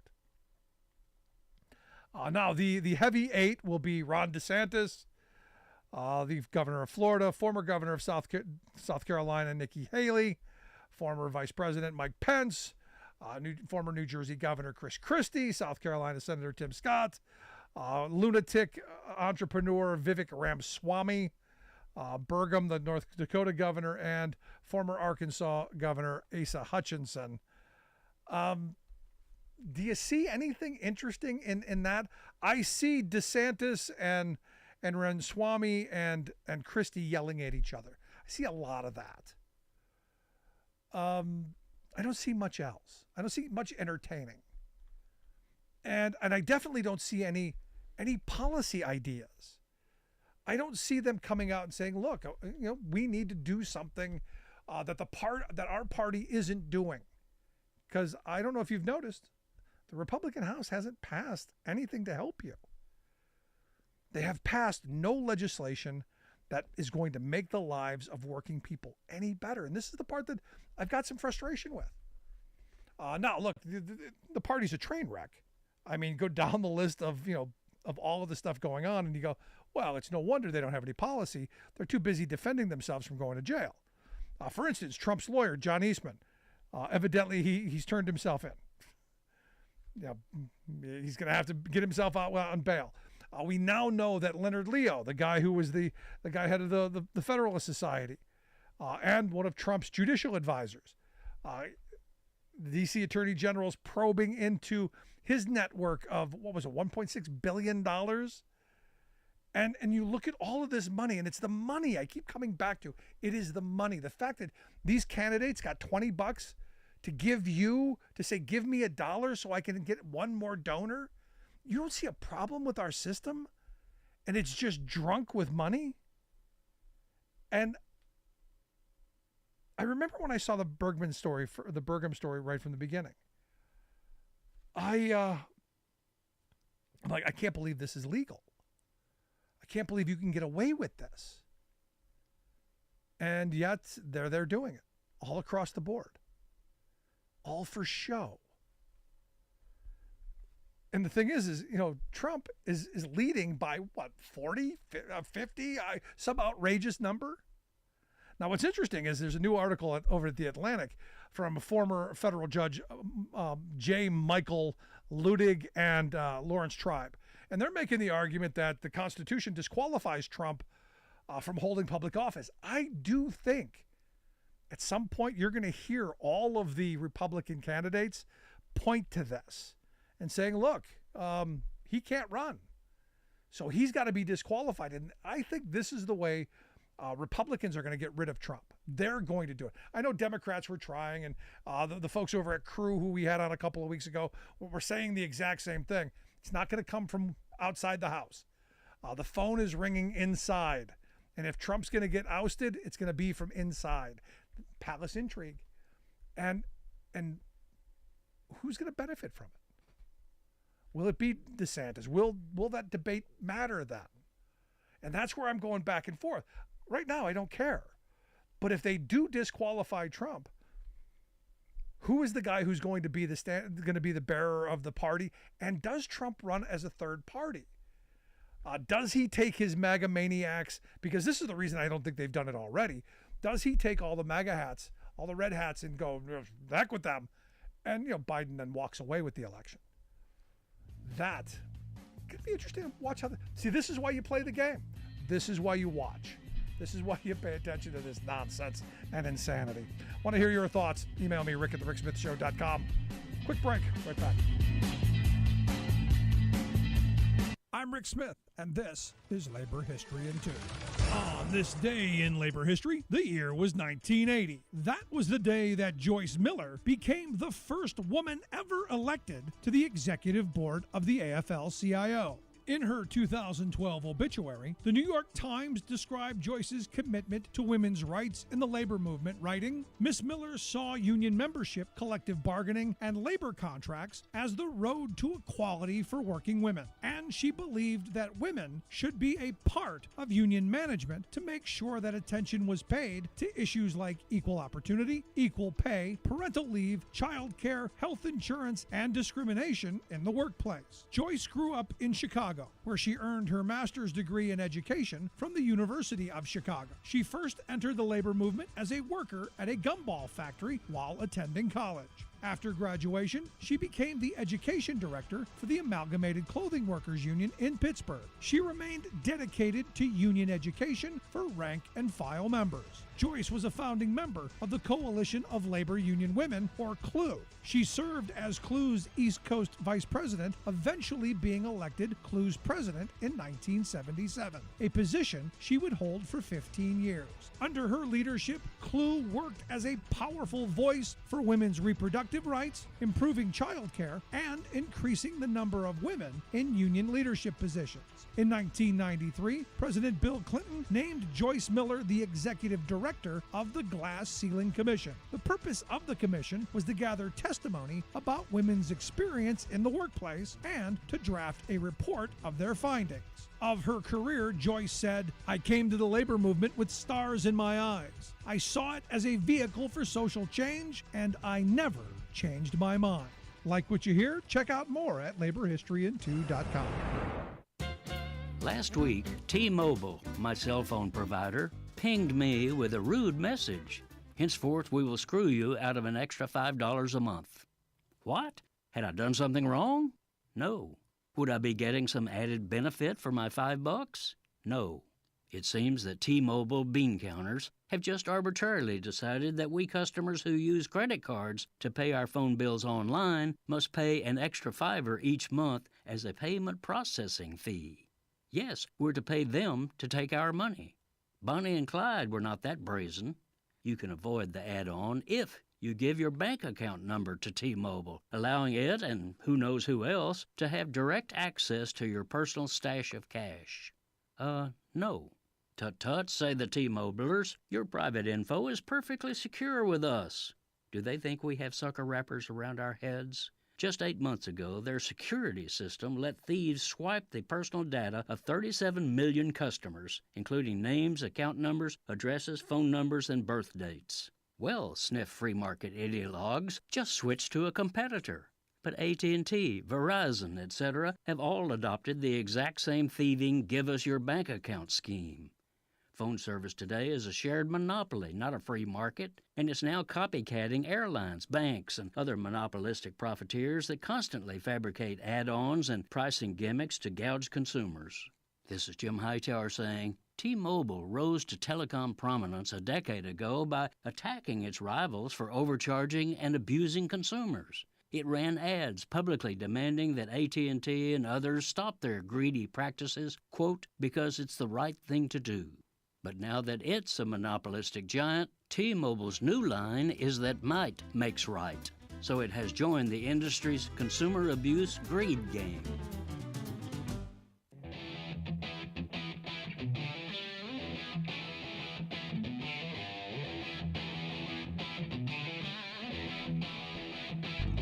Welcome back to the Rick Smith Show. Now, here is Rick Smith. So some really good news, and we've been talking about this for a while, that the workers at the VA have been fighting for a better contract, some decent wages, some decent working conditions, but also with modernization, help do their job better, get our veterans the care that they need, that they deserve, that we promise them.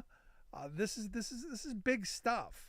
And I'm thrilled to hear that finally, after 6 years of negotiation, that they're able to get this done. And that's why I've asked Bill Wetmore to come talk with us. Bill's the third executive vice president for AFGE's National VA Council. You can check out their website, afge.org. Bill, thanks for taking time for us. Happy to do it.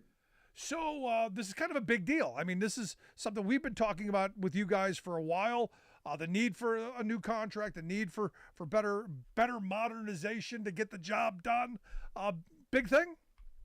Yeah, it's a very big thing. We, as you said, we were negotiating. We had a lot of litigation to try and move the process along the way we wanted it, and had a big giant settlement back in 20 to start us kind of restart the clock and get involved again. We had a meeting with the secretary and our national president and some of us on the negotiating team and some people otherwise, and just kind of brought it home all of a sudden in a couple of days after we were kind of afraid that we were at it for years still. But both sides made significant movement, and we've got a very good contract that we're very happy with. No, and look, we've been talking to AFGE folks for years, and the fact that you've, I remember, the former president, J. David Cox, saying there were 49,000 workers at the VA short. We're not getting the care to the people that we need. And it comes back to the contract and not having the wages and all that stuff to bring people in. I understand this is going to help fill some of that. Am I accurate? Yeah, it speeds up the process. The department has, any federal agency has some real problems with bringing people on board. The agency, VA, has had particular problems relative to others in significant measure because we have so many healthcare workers, and we need to be very careful. We don't just hire any doctor, any nurse, any podiatrist, any whatever expanded function dental auxiliaries. We have 8 different types of what we call Title 38 people who are very much engaged into putting their hands on veterans and helping them, trying to restore them to, if we can't get them to fully recover from their injuries and or their diseases, then at least we get them to, hopefully, the goal is to at least have them be able to take kind of thing. And sometimes that doesn't even work, unfortunately, but because sometimes they're just too injured. But again, it's a very special mission that the department has, and the bargaining unit is very committed to the mission. We show that every year in the surveys that happen across the federal government, that VA employees are more committed to the mission than any other group of employees across the government. Well, as it was explained to me, a good number of the 300,000 some members that you have at the VA, a good many of them are former veterans themselves. So they themselves are dealing with some issues and dealing with having to go through the system. So it seems to me that they would be the people that you want in the bargaining unit, working there to make sure that not only do the people that they're caring for get the best care possible that they need and deserve, that they themselves get the care that they should get. Yes, that's absolutely true, Rick. I couldn't agree more. We have a higher percentage of veterans, and that's all the way it should be. I think entirely. For me, there's no more deserving group in the American population than the veterans who've served. Some of them obviously have been severely injured, but even ones who come back with just minor injuries, we need to treat them the best way we can medically and to give them the benefits that they so richly deserve.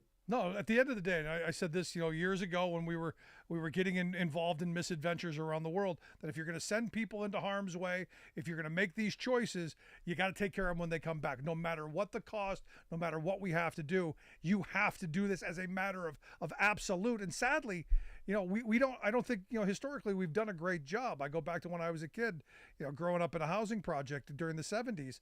I remember those guys coming back from Vietnam and just being dumped into our community and forgotten about, with horrible drug and alcohol problems, broken bodies and broken minds. And I never want to see that ever again, nor should we ever allow that to happen, which is why I'm glad organizations like yours are out there fighting for folks. Yeah, we do fight. We fight hard. We go to legislation and try and make sure that we get the funds necessary to treat everybody, and we want to expand treatment to more veterans. Right now we take care of about 9 million veterans in different ways, and the benefits side of the house takes care of probably maybe 15 million total. But we still have a ways to go. There's still more veterans out there. Unfortunately, we have a homeless problem in veterans that's kind of a bigger problem than it is for the general population, and even worse, the suicide rate. And as much as we work on both of those problems and make real progress in both of those areas, there's still a long way to go. Now, you're listening to The Rick Smith Show. We're with Bill Wetmore. Bill is the third Executive Vice President for AFGE, National VA Council. You can check out their website, afge.org. Now, in talking about all of these special situations, it's one of the reasons that I fear down the road someone wants to again talk about privatizing the VA or putting our veterans into the private system.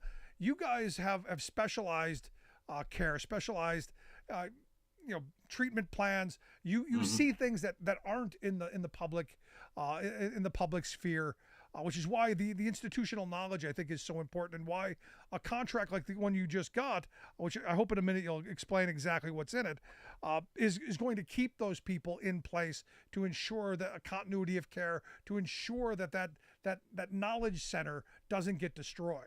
Does that make sense? Absolutely, Rick.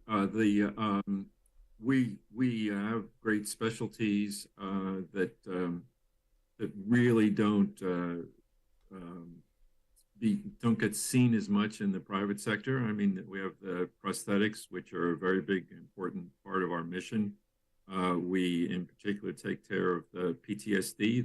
That's something that happens in private lives, but obviously it's much more prevalent among our veteran population. We are engaged in a lot of research. We were the people that we've invented a couple of things. The first heart transplant, what happened at a VA facility. The MRIs and CAT scans were significantly pioneered. We pioneered the computerized healthcare system so that a veteran who is in New York and goes to California a California VA doctor can see all that veteran's records and know what treatment has been working with them and what might need to be adjusted because there's been some problem with it. And we're kind of cutting edge generally in healthcare. There's an organization that examines hospitals every 3 years, and our hospitals average out in the low 90s in terms of their tests, and the average private hospital is more along the high 80s. So we do a very good job, objectively speaking, as much as you can objectify healthcare. And and we keep working at it. Our significant part of our budget is for research. We're working on we create new drugs, new methods of treatment. Obviously, the prosthetic stuff is a very big, important thing for us. So in many ways, I don't want to list them all. In many ways, the healthcare system that the veterans are experiencing is overall probably the best in the world. Let me ask you about the contract. 6 years. What took so long? How is it? This is the thing that gets me. How does it take so long to do this? 6 years to get a contract. It doesn't seem like it should be this difficult. We want to keep the best people in place to take care of the best people. We need to pay people. We need to give them dignity and respect. How hard is it to figure out? Well, that question, management may be in a better position to answer that question. I was kind of stumped on occasion myself, Rick, but let me say that we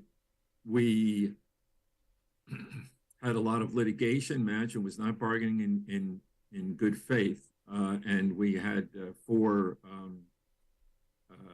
grievances on their failure to bargain in good faith for a number of reasons. I don't want to get too deep into the legal weeds here, but the fact was that they weren't, and that was holding up the process. They were slow. They would go into caucus for one occasion. They were in caucus for 2.5 days. Didn't talk to us at all, and it was normal for them to go into caucus for 4 to 6 hours in a day. So you can't bargain if they're not in the room, and they would go off and they would come back, and it was like there were more than once I said to them, "You were gone all this time, and this is what you came up with." It was terrible, but you can't make progress if somebody's not going to actually have a sincere desire to make progress. And again, we won those grievances. A third party looked at the facts and found that management was engaged in bad faith bargaining pretty consistently. So eventually, the whole bargaining that we had for the first 2.5 or so years just kind of fell apart. And so we started all over again. Basically, it's a significant reason why it took as long as it did. We started from the beginning, and new ground rules, new whole settlement agreement to kind of resolve the litigation that we prevailed in. Yeah. And so then we started negotiating again and again. I don't know that I'm confident that it was only because the secretary, Dennis McDonough, stepped in and was concerned about the lack of progress. I have to imagine. He never said that out loud, but I can't imagine why else. Yeah, well, that's what I was going to ask you, because look, I understand the 4 years under Trump. I get that, right. Because he was, to be quite honest, from the outside, and maybe I'm not going to put words in your mouth, but from the outside, it seemed that he was hostile to AFGE and to unions as a whole. So it's not surprising to me at all that you had 4 years of stalemate. Kind of surprising it's taken this long during the Biden years. So interesting to hear that the secretary is kind of pushed in that. Do you think the secretary pushed in that direction? Yes, I do. I have to say about a significant problem. I mean, what Trump did to us and to other federal unions was he reduced illegally. I mean, and that's other litigation that we won in federal court.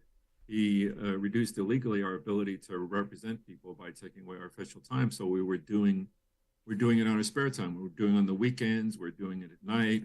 We're trying to find some time during lunch to talk to people and try and find out what we needed to do to help them.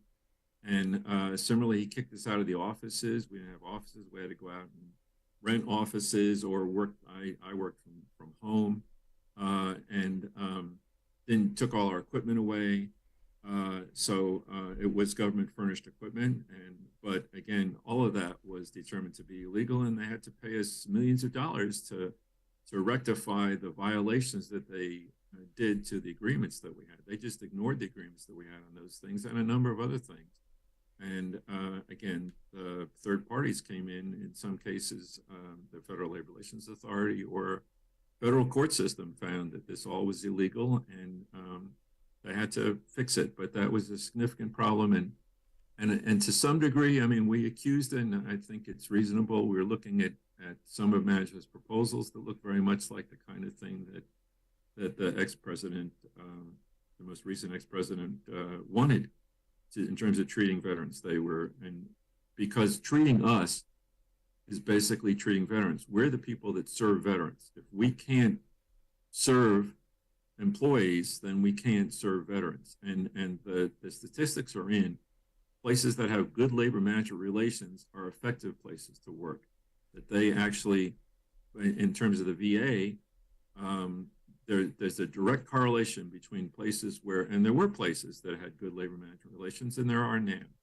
And those places perform better. Those hospitals, those regional offices, those cemeteries, Those are the three things that we do to veterans. We provide them health, we provide them benefits, we provide them memorial affairs. And those places all work much better when the labor and management get along and realize that the reason we're here is taking care of veterans. Yeah. And while management has said that many times, it seems like really what they have want to do, some of them clearly want to do, is actually get rid of the labor union. And there is the bottom line. And who would have guessed that happy employees would be good employees? Who would have thought happy workplaces would be more productive and have better outcomes? Who could have ever imagined such a thing? But now, as I understand, you got this contract. This is going to hopefully move in the right direction and get things done. Congratulations. I wish you guys the best. And maybe you come back and talk to us again about how this is working out well. Sure. Did you want me to say anything about the contract itself? Or? Sure, real quick. Sure. What did you get? So what we did was we allowed selections to be made from appointments from rated and certified applicants. We reduced the time for postings from 15 work days to 8 calendar days. We've allowed management to go ahead, the selecting official, to just go ahead and move without having the panels that normally the department had. We've just gone ahead and tried to streamline this process. In short, that's what the secretary asked for, and we gave it to him. So again, I appreciate the opportunity to share my thoughts with you and your listening audience. Again, it's a great. We hope that we can reduce the hiring times and improve the number of employees who are there to serve veterans. Well, it's good stuff, Bill. I appreciate the time. Good luck. I wish you the best, and I hope you'll come back again real soon. Thanks so much. Excellent. Thank you, Rick. Bill Wetmore. He is the third executive vice president there at the AFGE National VA Council. I want to hear your thoughts. Email me, rick@thericksmithshow.com. Going to take a quick break. Right back. Stick around. Listen to The Rick Smith Show. We're working people on the top.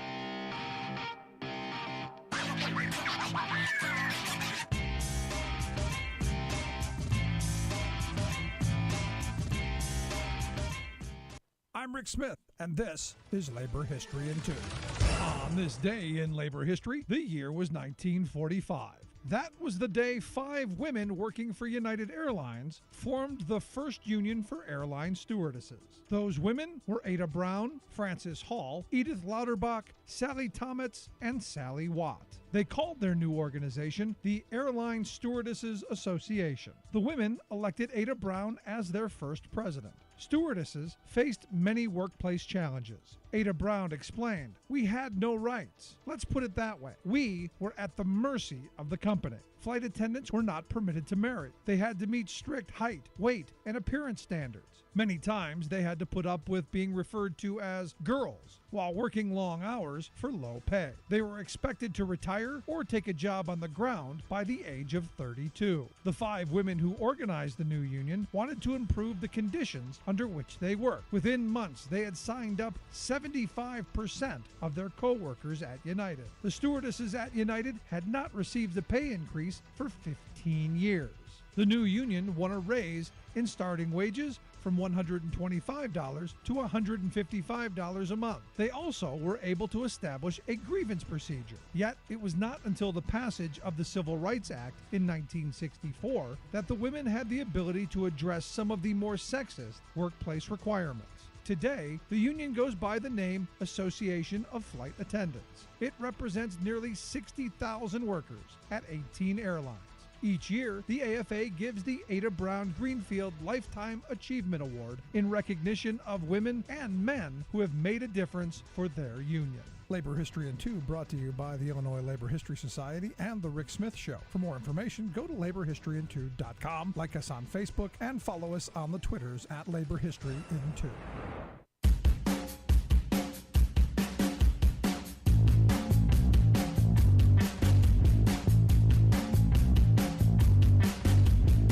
Back to the Rick Smith Show. Check out our website, thericksmithshow.com. Miss any portion of the program or any of our programs, make sure you check out the podcast wherever you get your favorite podcast. You will find ours. Now, I'm not fat shaming, not doing that, but the odds makers Odds makers are betting on Thursday's weigh-in because evidently when Trump gets arrested, and I guess they've told him show up around 3 o'clock in the morning if you want to get in and out because, it fills up during the day. You could be sitting here for several hours. You want to talk about treating him like a common criminal? I don't know that I agree with this. But anyway, according to the Daily Mail, people are betting on Trump's weight because they're going to weigh him.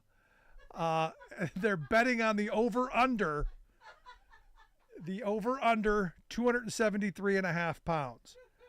77% of gamblers have taken the over. And I got to tell you, I'm taking the over. There's just no way. There's no way he's under 273.5. Because look, he's like 6'4". I mean, he's a big guy. So I'm going with the over. Again, not fat shaming. I'm just saying he's over. Even though, the perfect physical, they said he was like 238. No. Remember the guy with the blade hand? He had a glove that looked like Freddy Krueger.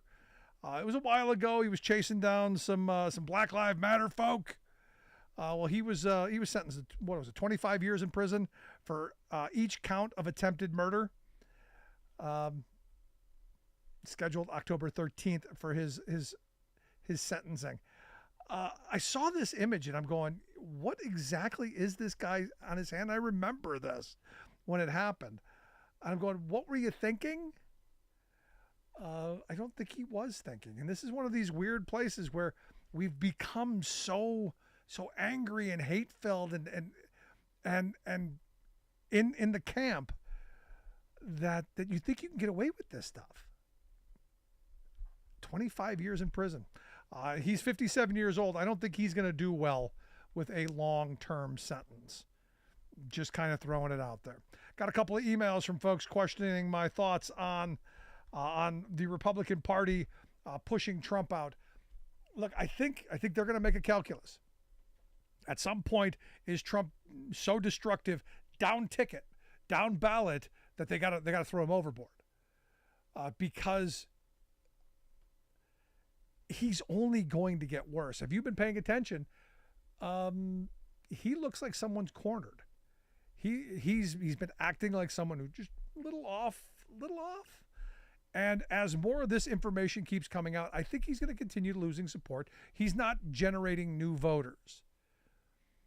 He's going to lose people, especially as more of the very best people. Because remember, none of these people testifying, none of these people who are been indicted, none of these folks who are jumping ship, none of them are Democrats. It's like the January 6th Commission's hearings. None of those people who testified were Democrats.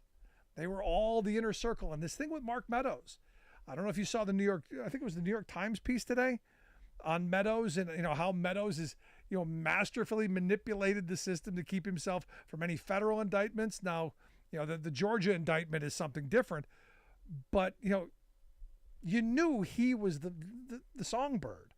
You knew he was the guy who was telling everything because he wants to save his own skin. And look, I don't blame him. Normally you've got not good things to say about a rat or a snitch, but in this case, knowing that Trump has no loyalty to anyone, I don't know that if you're facing some kind of indictments, do you not go, hey, you know what? I'm going to save myself. And I think that's going to happen a lot, which is why the unindicted co-conspirators, why they haven't been named yet, because they're waiting for a bunch of those people to turn and sing. And if I'm Trump, I got to be wondering. How many people are singing behind his back? Now, this story today that came out is interesting to me, that this guy, has one of the Trump lawyers, and he's towing the party line. No, we didn't try and touch the video. No. He goes and gets another lawyer, and now, I'm gonna recant. I'm gonna take back that statement, and I'm gonna tell you what now really happened. Now, we didn't need him to flip like that. You had to know that Trump would do that, because it's something that, if you listen to Michael Cohen at all, you know what kind of person this is. And this is why I struggle, because I know people who are Trump supporters who, I used to think were good, decent, honest people, hardworking folks, cared about truth and justice, the American way, all that stuff. And then, I don't know, getting behind someone like a con man like Trump, that's been a struggle for me. But we will see how these trials hang out. We'll see the big child's table debate on Wednesday, Thursday. Lots to look forward to with the mugshot. And, of course, don't forget the weigh-in. Which side are you on, over or under? You can email me, Rick at thericksmithshow.com, and share your bet. I appreciate you tuning in. We'll see you back here next time. Hey, don't forget, grab the podcast. Share it with your friends. You've been listening to The Rick Smith Show. Email Rick at rick@thericksmithshow.com. Until next time, this has been The Rick Smith Show, where working people come to talk.